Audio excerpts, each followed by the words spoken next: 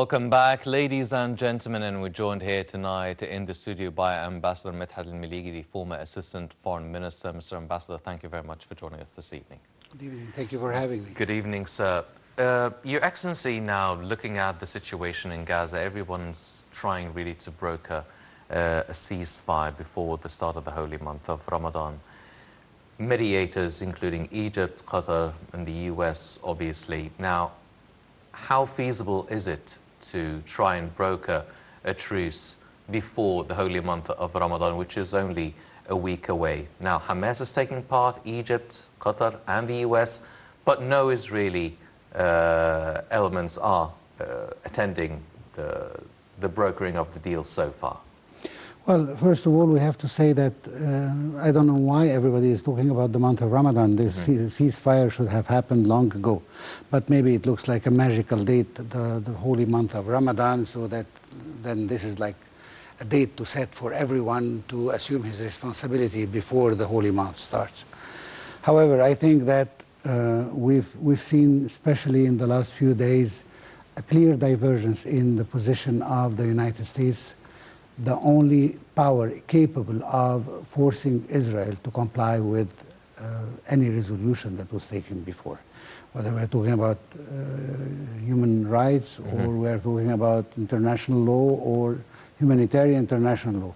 The only capable power is the United States. And we've seen that divergence. It was very clear during the speech of the Vice President Ms. Harris, when she spoke about how stressful it is to see all this bloodbath that is taking place to the Palestinian, and that we have to have a ceasefire. And this is the first time we see it, and we hear it so firmly.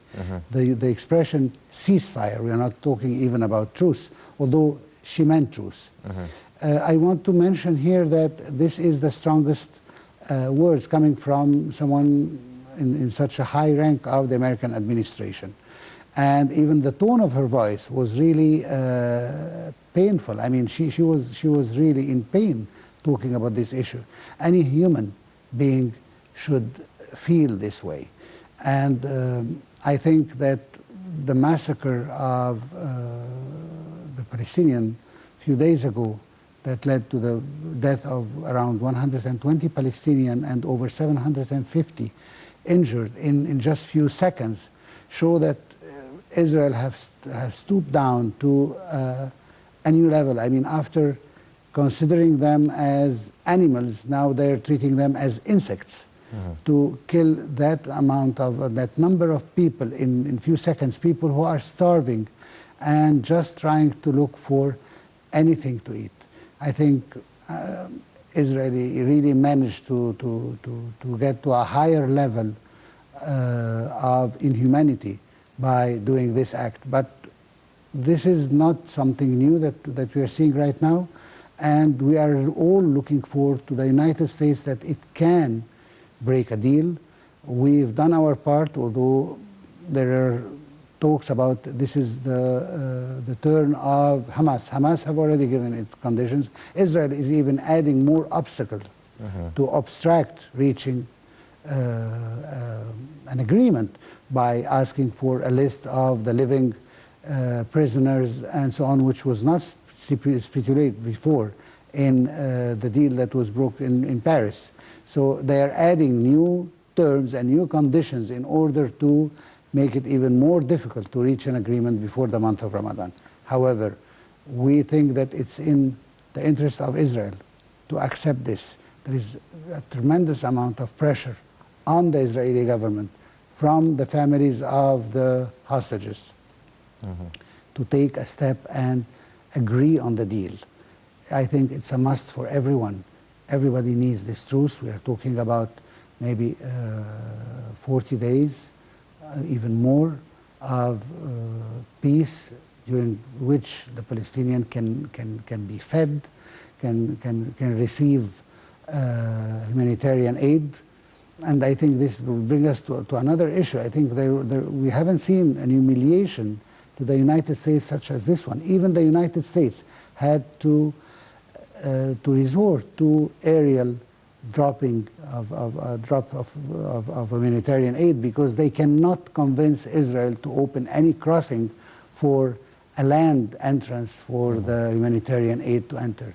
So this actually casts some shadow on the possibility and the real pressure that the Americans could exert on the Israelis if even for such a simple matter as the United States wants to help the Palestinians with some food, they wouldn't allow it to do it. Yes. And from this, I'm not very optimistic, but I think that the pressure is mounting, and at one point or the other, the Israeli will accept the deal, and hopefully before the beginning of the month of Ramadan. Well, Mr. Ambassador, now, there was and there has been pressure from the families of the hostages on the Israeli government, and the U.S. has reiterated the talk of a ceasefire and taking care of not injuring any civilians for some time, yet the U.S. still vetoes resolutions by the UN Security Council on the ground. So why would the Israeli administration now feel that they actually need to abide by a ceasefire? Because maybe the month of Ramadan seems like a clear date or a good excuse for setting a certain date, but they have no reason really to abide by it, and a previous ceasefire only lasted for almost just a week. So now we're asking for a longer ceasefire for at least a month. Do you feel that the Israeli administration would abide, or is under enough pressure to abide for a month-long truce? I believe so. I mean, first of all, we have the pressure from the families of the hostages. And as you know, they value very much the public opinion. Make no mistake, I mean, the most important thing for the Israelis is to get the hostages. However, they wouldn't care much about the Palestinians. I mean, we know that the polls have shown that over 90% of the Israelis are in favor of the total destruction of Gaza, provided that they have their hostages. So what they care about is their hostages. And this is already a pressure. The United States, from its side, it's mounting its tone, a tone that we haven't heard or seen before. Let's not forget that the United States invited the head of the opposition, Mr. Gantz, to visit the United States, which, as some reports have said, that the Prime Minister was furious because he said that Israel has only one Prime Minister and he is the head of the government and no one else should be invited, and he refused to accept the invitation of Gantz to go to the United States. However, Gantz didn't care much, and he visited there where he was received very well, and he was talking as if we are talking about the future of Israel after the current extreme right government that has shown that no flexibility whatsoever, and it embarrassed the United States to become like a pariah state right now, that it's casted out from a lot of things. Everybody is talking about the United States. Even Europe is starting to distance itself from the U.S. policies regarding the Middle East issues and the Israeli support and so on. So I think that, yes, there is already a pressure enough to convince the Prime Minister, Benjamin Netanyahu, to accept this at least as a temporary tactic to use.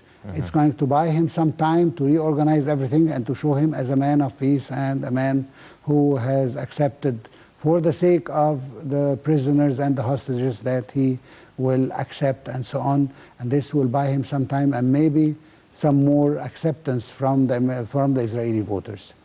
But I think if we are talking about a long ceasefire, or that the full withdrawal of Israeli force, that's far from anything right now, and this will need a little bit more. I believe personally that the Israeli government will not stop before the total destruction of Hamas, as they call it. Of course, the Palestinian people will have to pay the price for this destruction, but the Israelis cannot accept a defeat at this point after what happened and after the tremendous price that they have paid. The most important thing is to have an international community that is backing up the Palestinian point of view, backing up the Arab states such as Egypt and in their quest to reach the ceasefire and not to barge and not to cave in to the Israeli point of view as they always did before. Should we read more into this invitation by the U.S., the invitation of Gantz over to the U.S., as maybe early signs of some sort of an outrage or a division within the Israeli administration? Well, let's try to focus a little bit on this. I think that it's more of a personal issue between President Biden and Prime Minister Netanyahu, more than it is. I don't see really a diversion in the unconditional support for Israel. I mean, in the midst of all this, we've seen a $14 billion agreement to supply more arms to the Israeli. So no matter the diversions and how big it is, until this point at least, the United States is committed to its unconditional support to Israel. And this, on a strategic point of view, will not change. But what can change is the support for this government because of the clear misunderstanding, if we can say just the word misunderstanding, between the American administration and the current Israeli government. I think it's becoming larger because there is a certain degree of humiliation to the American administration, who cannot impose its point of view that it has always been able to do so. We are in an election year, and the president that has already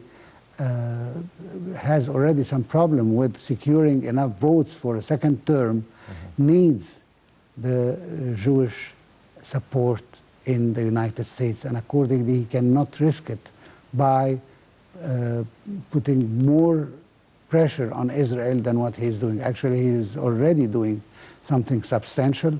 Once again, I refer to the statement made by the Vice President that shows to which degree the divergence of point of view is there. However, as I said it before, and I will repeat it again, I only believe in what the Americans are doing and not what they are saying. Because I would wonder if there is now another call from the Security Council for a ceasefire.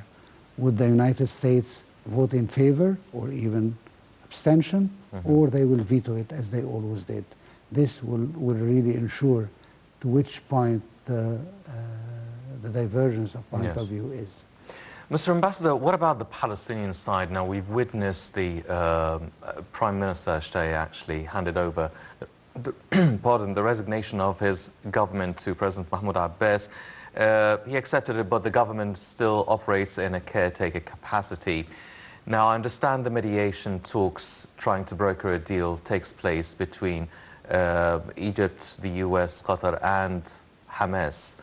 But does that have bears any sort of effect or influence on the decision-making process within the Palestinian authorities, or in brokering a deal, or it's just solely Hamas and Mahmoud Abbas and the Palestinian Authority have no effect and no say in it whatsoever?